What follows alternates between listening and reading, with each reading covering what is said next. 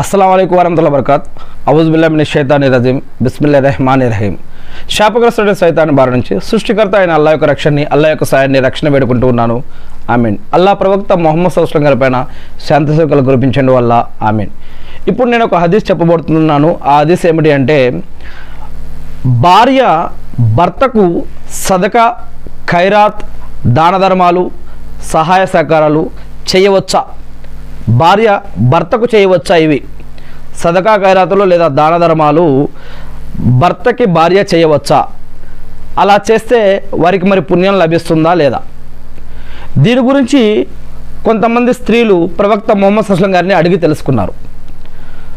దీనికి ప్రవక్త ముహమ్మద్ సల్లల్లాహు అలైహి వసల్లం గారు ఏం చెప్పారు? వారు ఎవరంటే మామూలు స్త్రీలు కూడా కాదు, ముహమ్మద్ సల్లల్లాహు అలైహి వసల్లం గారి దగ్గర ఉన్నటువంటి శిష్యులు, వారి యొక్క భార్యలు. ప్రవక్త ముహమ్మద్ సల్లల్లాహు అలైహి వసల్లం గారి దగ్గర విద్య నేర్చుకున్నటువంటి శిష్యుల యొక్క భార్యలు అన్నమాట వారు.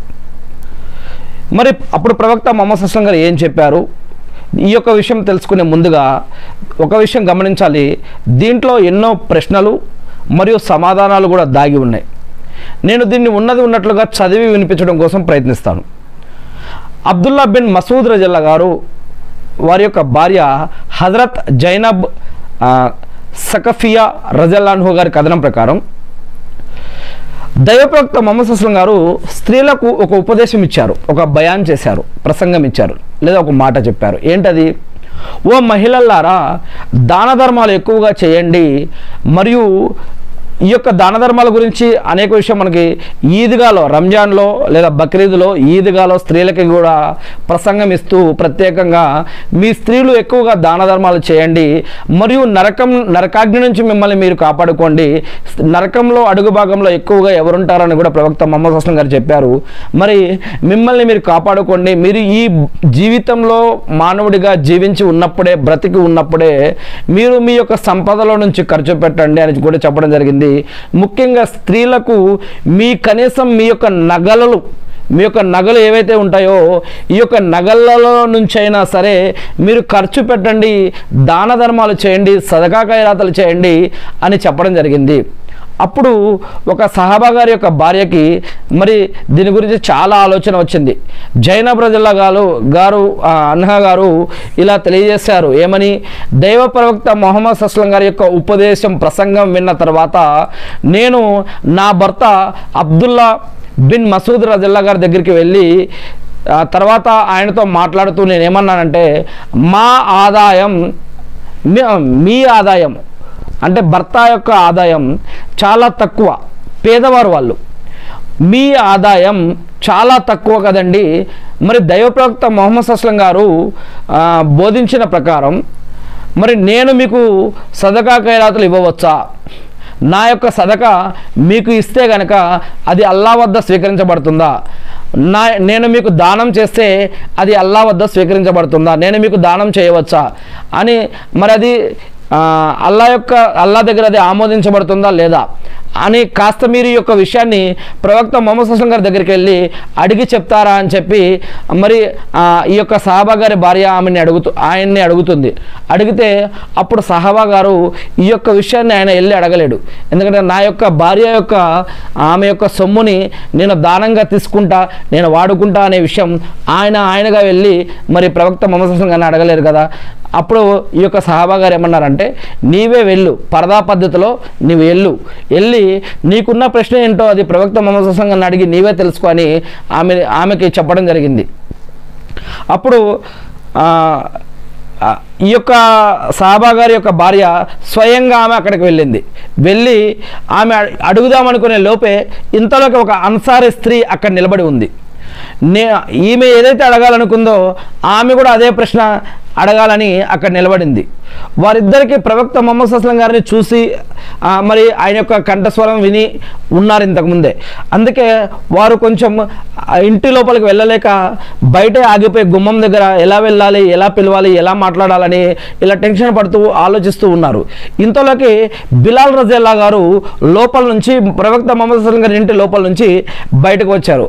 అప్పుడు ఈ యొక్క స్త్రీలు బిలాల్ రజల్లాహు గారికి వారి యొక్క ప్రశ్న ఏమిటో బిలాల్ రజల్లాహు గారికి చెప్పి కొంచెం ఈ యొక్క ప్రశ్నని మీరు ప్రవక్త ముహమ్మద్ సల్లల్లాహు అలైహి వసల్లం గారిని అడిగి మాకు చెప్తారా అని చెప్పి వీరు అడిగారు. అప్పుడు వాళ్ళు తమ అంటే ఏమని అని ఆ ప్రశ్న ఎలా చెప్పారంటే బిలాల్ రజల్లాహు గారిని ఆపి, మీరు దైవ ప్రవక్త మొహమ్మద్ సల్లల్లాహు గారి దగ్గరికి వెళ్ళి మరి మా పోషణలో అంటే స్త్రీలు ఉన్నారని ఇద్దరు స్త్రీలు బయట మీకోసం వెయిటింగ్ చేస్తున్నారు, మిమ్మల్ని కలవాలని చూస్తున్నారు. వాళ్ళు తమ భర్తలకు మరియు తమ ఆధీనంలో తమ దగ్గర పెరుగుతున్న అనాథ పిల్లలకు మరి దానం చేస్తే అది షరియత్ దృష్టిలో, ఇస్లాం దృష్టిలో, అల్లాహ్ దృష్టిలో అది దానంగా పరిగణించబడుతుందో లేదో కొంచెం మీరు ప్రవక్త మొహమ్మద్ సల్లల్లాహు అలైహి గారిని అడిగి చెప్పండి అని చెప్పారు. అప్పుడు దయచేసి మేమెవరమో మరి మొహమ్మద్ సల్లల్లాహు అలైహి గారికి తెలియజేయకుండా ఉంటే మంచిది అని వాళ్ళు అన్నారు. అప్పుడు హజరత్ బిలాల్ రజల్లాహు గారు మొహమ్మద్ సల్లల్లాహు అలైహి గారి దగ్గరికి వెళ్ళి ఈ విషయం గురించి మొహమ్మద్ సల్లల్లాహు అలైహి గారికి చెప్పారు. విషయం తెలుసుకొని ఎవరా ఇద్దరు స్త్రీలని ప్రవక్త మొహమ్మద్ సల్లల్లాహు అలైహి గారు అడిగారు. అడిగితే ఒక ఆమె అన్సార్కు చెందినటువంటి స్త్రీ, మరో ఆమె జైనబ్ రజల్లాహు గారని బిలాల్ రజల్లాహు గారు ఈ విధంగా సమాధానం ఇచ్చారు. అప్పుడు మొహమ్మద్ సల్లల్లాహు అలైహి గారు ఏ జైనబ్ అని మళ్ళీ అడిగారు. అంటే ఆనాటి కాలంలో జైనబ్ అనే పేరు చాలామంది పెట్టుకొని ఉండొచ్చు, మరి ఏ జైనబ్ అని చెప్పి అడిగారు. అప్పుడు బిలాల్ రజల్లాహు గారు అబ్దుల్లా బిన్ మసూద్ రజల్లాహు గారి యొక్క భార్య అని సమాధానం చెప్పారు. మరి అప్పుడు ఆయన వాళ్ళిద్దరికీ కూడా రెట్టింపు పుణ్యం లభిస్తుంది అని చెప్పు, మామూలు పుణ్యం కాదు డబల్ పుణ్యం లభిస్తుందని వారికి చెప్పు అని ప్రవక్త మొహమ్మద్ సల్లల్లాహు అలైహి గారు చెప్పారు. ఇక్కడ రెట్టింపు పుణ్యం కాకుండా ఇంకొకటి బంధుత్వ ప్రేమతో మసలుకున్నందుకు లభించే పుణ్యం కూడా, మరియు రెండవది దానం చేసినందుకు కూడా, ఇలా 2 పుణ్యాలు వాళ్ళకి లభిస్తాయని నీవు వారితో చెప్పు అని ప్రవక్త మొహమ్మద్ సల్లల్లాహు అలైహి గారు బిలాల్ రజల్లాహు గారి ద్వారా వారికి సమాధానం పంపించారు. ఈ యొక్క హదీస్ బుఖారీ హదీస్ గ్రంథంలో మరియు సహీ ముస్లింలో హదీస్ గ్రంథంలో జకాత్ ప్రకరణంలో ఈ యొక్క విషయాలన్నీ కూడా మనకు దొరుకుతాయి.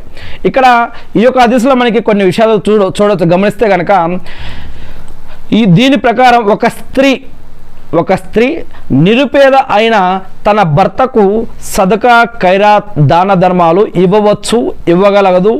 దానివల్ల ఆమెకి డబల్ పుణ్యం లభిస్తుంది. ఒకటి బంధుత్వ ప్రేమకు సంబంధించి, 2 మరియు ఆమె చేసినటువంటి దానం గురించి 2 పుణ్యాలు డబల్ పుణ్యం ఆమెకి లభించే అవకాశం ఉంది. ఇంకా కానీ ఇక్కడ ఒక విషయం గుర్తుపెట్టుకోవాలి, భర్త మాత్రం తన భార్యకు దానం చేయకూడదు. ఎందుకంటే ఒక భర్తకి తన భార్య పైన, తల్లిదండ్రుల పైన, సంతానం పైన హక్కులు దేవుడు పెట్టాడు. ఎందుకంటే ఈయన భర్త అనేవాడు, మగవాడు అనేవాడు కష్టపడాలి, పని చేయాలి, మరి అతని పైన ఉన్నటువంటి బాధ్యతలని అతడు నెరవేర్చాలి. అతడు ఈ యొక్క బాధ్యతలని దాన ధర్మాల లెక్క, సదకా ఖైరాతుల లెక్క చేయకూడదు. అతడు ఒక బాధ్యతగా ఖర్చు పెట్టాలి. భార్యకు ఖర్చు పెట్టాలి, తల్లిదండ్రులకు ఖర్చు పెట్టాలి, పిల్లలకు ఖర్చు పెట్టాలి. వారికి బట్టలు, తిండి, ఆరోగ్యము, రక్షణ మరియు ఇల్లు మరియు వారికి చదువు, ఇంకా ఏవేవైతే వారి యొక్క అవసరాలు ఉన్నాయో అవన్నీ కూడా ఖచ్చితంగా మగవాడు అనేవాడు, భర్త లేదా తండ్రి అనేవాడు, మరి లేదా కుమారుడు అనేవాడు, వీళ్ళు కష్టపడి వారిని పోషించాల్సిన బాధ్యత మరి ఇది ఉంది. అంతేగాని వీరికి దాన ధర్మాల పుణ్యం అనేది రాదు. ఎందుకంటే వారి హక్కుల యొక్క పుణ్యం వస్తుంది. అందుకే భార్య అయితే చేయవచ్చు, భార్యకి డబుల్ పుణ్యం. భర్త మాత్రం దాన ధర్మాలు, సదకా ఖైరాతులు, జకాత్ కూడా భర్త అనేవాడు బయట వాళ్ళకి ఇవ్వాలి. ఇక్కడ హక్కులు నెరవేర్చాలి. కానీ సదకా ఖైరాతులు, జకాతులు వచ్చితే మాత్రం అది బయట వారికి ఇవ్వాలి. ఇది మగవారి విషయంలో. ఆడవారు అయితే ఇంట్లో భర్తకైనా ఇవ్వచ్చు లేదా బయట వారికైనా ఇవ్వచ్చు. ఇది ఆడవారి విషయంలో. కానీ భర్త మాత్రం భర్త హక్కులు ఏవైతే కుటుంబంలో చేయాల్సిందో అవి ఖచ్చితంగా భర్త చేయాల్సిందే. మరియు భర్త అనేవాడు దాన ధర్మాలు, సదకా ఖైరాతులు మరియు జకాత్ అనేవి బయట వారికి ఇవ్వాలి. ఇది భర్తల విషయంలో. అందుకే దీన్ని 2 కలపకూడదు. ఆ యొక్క విషయం ఒకటి గుర్తుపెట్టుకోవాలి. ఇంకోటి, ఇక రెండో విషయం, అవసరం వచ్చినప్పుడు స్త్రీ పరదా వేసుకోవాలి. అవసరం వచ్చినప్పుడు స్త్రీ పరదా వేసుకొని ఇంటి నుండి బయటికి వెళ్ళి ఆమె విద్య నేర్చుకోవచ్చు. లేదా పని చేసుకోవచ్చు. మరి పరదా పద్ధతి ఉందా లేదా, అటువంటి ఫెసిలిటీస్ ఉన్నాయా లేవా అనేది మరి ఎవరికి వారు నిర్ణయం తీసుకోవాలి. మరి ఇదొక విషయం అర్థమైంది. ఇంకా మూడో విషయం ఏంటంటే, పురుషుల మాదిరిగానే స్త్రీలు కూడా వారికి కూడా ధర్మ సందేహాలు వస్తూ ఉంటాయి. వారు కూడా సిగ్గుపడకుండా వారు అవసరం బట్టి లేదా విద్య నేర్చుకోవడానికి పరదా పద్ధతిలో వెళ్ళి వారు కూడా విద్య నేర్చుకోవచ్చని ఈ యొక్క విషయం తెలుస్తుంది. ప్రవక్త ముహమ్మద్ సల్లల్లాహు గారు జీవించి ఉన్నప్పుడు ఆనాటి కాలంలో మస్జిద్లోకి స్త్రీలు కూడా వెళ్ళేవారు. మరి మస్జిద్లో స్త్రీలు కూడా తర్వాత ప్రవక్త ముహమ్మద్ సల్లల్లాహు గారు తదనంతరం ప్రవక్త ముహమ్మద్ సల్లల్లాహు గారి యొక్క భార్యలు కూడా మరి వారు కూడా మస్జిద్లో ఎతకాఫ్ ఉన్నారు అని మనకి అనేక హదీసులు జరుగుతున్నాయి. మరియు ఆనాటి కాలంలో స్త్రీలు వారికి ఒక ప్రత్యేక పరదా పద్ధతిలో వారు కూడా మస్జిద్కు వెళ్ళి నమాజ్ చదువుకునేవారు. పిల్లలు కూడా మస్జిద్కు వెళ్ళి నమాజ్ చదువుకునేవారు. ఈనాడు మరి ఫజర్ జోహర్, అసర్, మగ్రిబు, ఇషా ఏ నమాజ్కి వెళ్ళినా కూడా మస్జిదుల్లో పిల్లలే కనిపించట్లేదు.